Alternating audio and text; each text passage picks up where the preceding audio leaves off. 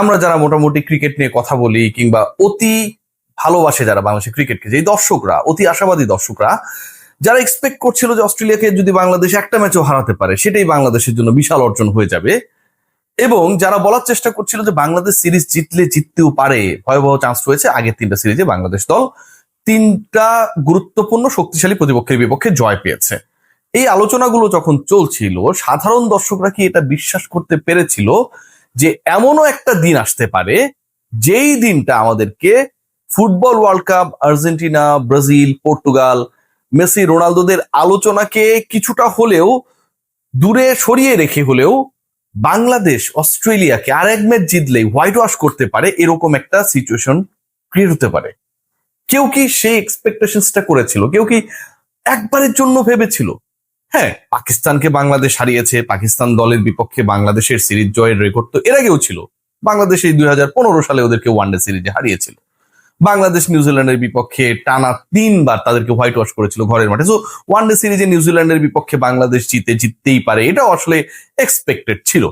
উইন্ডিজের এগেনস্টেও বাংলাদেশের জয়টা খুব বেশি এমন ছিল না যে আনএক্সপেক্টেড। কিন্তু অস্ট্রেলিয়ার বিপক্ষে, যারা বিশ্বকাপ চ্যাম্পিয়ন, যারা সবশেষ বিশ্বকাপে মাটিতে ভারতকে একদম চুপ করে দিয়ে, নিশ্চুপ করে দিয়ে, 1 লক্ষ দর্শককে চুপ করে দিয়ে 2023-এর ওয়ানডে বিশ্বকাপের শিরোপাটা ঘরে তুলেছিল সুপার প্রফেশনাল এই দলটার বিপক্ষে, বাংলাদেশ একটা হলেও ম্যাচ জিতবে কিনা সেটা নিয়েও অনেকের মধ্যে সংশয় ছিল।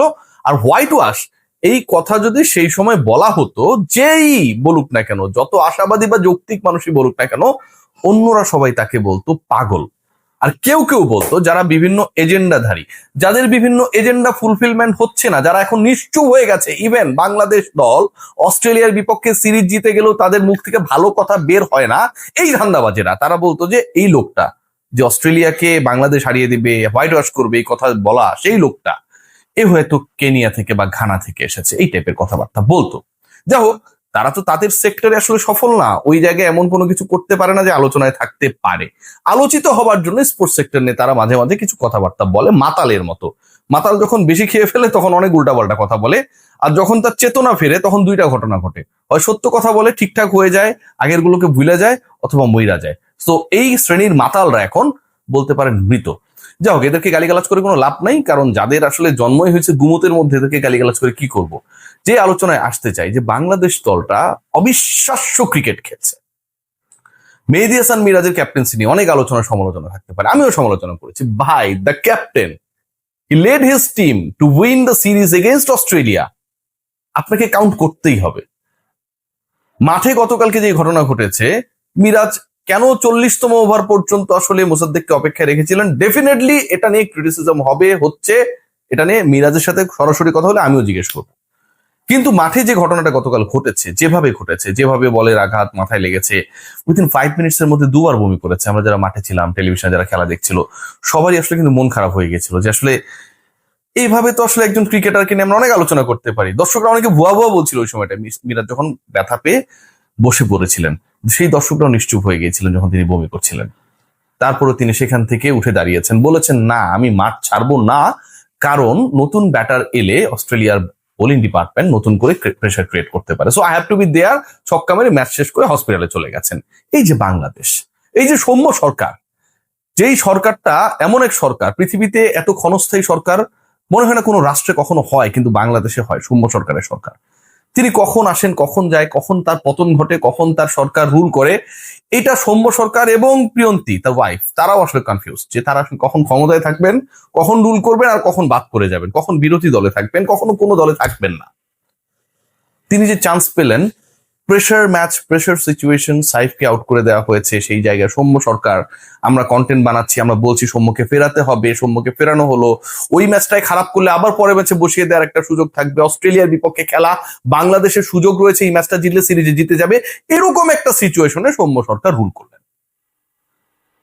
তার ওই 42 রানের ইনিংসটা বাংলাদেশের জয়ের ভিত্তি রচনার ক্ষেত্রে একটা বড় রোল প্লে করেছে, কারণ নাজমুল হোসেন শান্ত তিনি নাম্বার 3-তে ভালো খেলবেন, এটা নিয়ে না আসলে খুব বেশি কারো ডাউট থাকে না, আসলেই নেই। মাঝখানে তিনি কয়েকটা ইনিংস খারাপ খেলেছেন, বাট সেটা তার ব্যাট পেজ গেছে।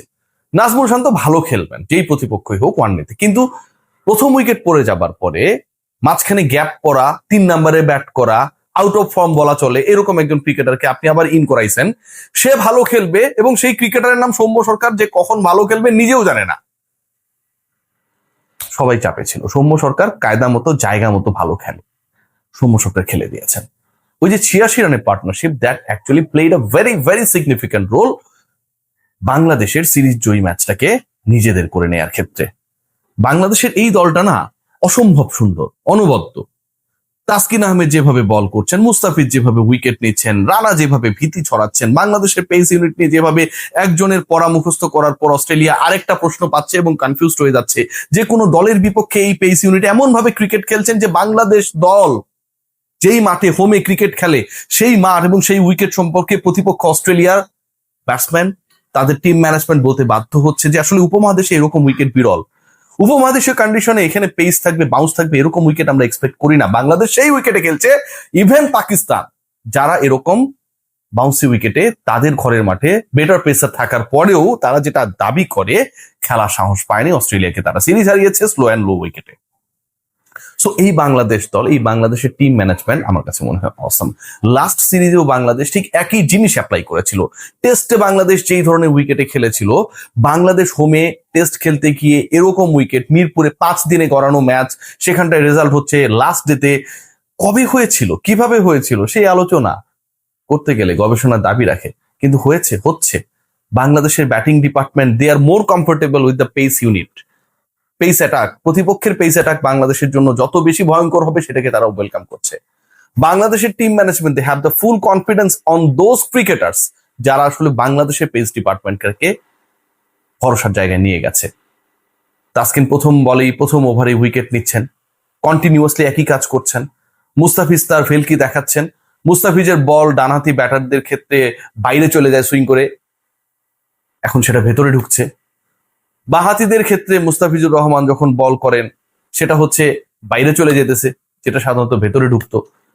এই যে ভেরিয়েশনস গুলো, নাহিদ রানা কন্টিনিউয়াসলি 145+ স্পিডে বল করছে, প্রতিপক্ষের বিপক্ষে যেইভাবে স্লেজিং করছে দেওবঙ্গি, দেখে যেন মনে হচ্ছে যে Nahid Rana is playing for Australia. Bangladeshi বংশোদ্ভূত কোনো ক্রিকেটার হিসেবে অস্ট্রেলিয়া খেলছেন। দলে না থাকা ক্রিকেটার কতজন রয়েছেন যারা কাউন্টি খেলার জন্য কেন্টে চলে গেছেন, হাসান মাহমুদের মতো। বাংলাদেশের স্কোয়াডের বাইরে থাকা দারুণ একটা দল, যেখানটায় বড় ক্রিকেটার, বিশাল নেম, বিগ নেমস নেই, পঞ্চপাণ্ডব নেই, কিন্তু আশা রয়েছে, কনফিডেন্স রয়েছে, প্রতিপক্ষকে না গুনার মতো গাটসি মনোভাব রয়েছে। এই মনোভাবটাই এই দলটার আমার কাছে মনে হয় সবচেয়ে বড় শক্তির জায়গা। whenever you will have attitude that can destroy your enemies. ফুটবলে দেখেছিলাম না, জিনেদিন জিদান, ডিয়েগো ম্যারাডোনা, তারা জাস্ট প্রতিপক্ষের জন্য পুরো দল ছাপিয়ে একলাই একক প্রতিপক্ষ হিসেবে আবির্ভূত হয়েছিল। বাংলাদেশ দলটার প্রত্যেকটা ক্রিকেটার যেন এক একজন জিদান, ম্যারাডোনার মতো অ্যাটিটিউডওয়ালা ক্রিকেটার। যে দল অস্ট্রেলিয়াকে হারাতে পারে, যেই দল এরকম সিচুয়েশন ক্রিয়েট করতে পারে যে আরেকটা ম্যাচ জিতে গেলে অস্ট্রেলিয়া বাংলাদেশ থেকে হোয়াইট ওয়াশ হয়ে ঘরে ফিরবে, এবং এই রেজাল্টের কারণে অস্ট্রেলিয়ায় যে কতগুলো পরিবর্তন আসবে, কতজন বাদ পড়বে, কত কোচিং স্টাফ বাদ পড়বে, কত ধরনের ঘটনা ঘটবে, ইংলিশ পত্রিকাগুলো অস্ট্রেলিয়াকে কত ভাবে হেয় ব্যঙ্গ করবে, সেটাও কিন্তু একটা বিনোদনের খোরাক হবে আমার কাছে মনে হয় আফটার দ্য 14th জুন। সবাই ভালো থাকবেন, টেক গ্রেট কেয়ার।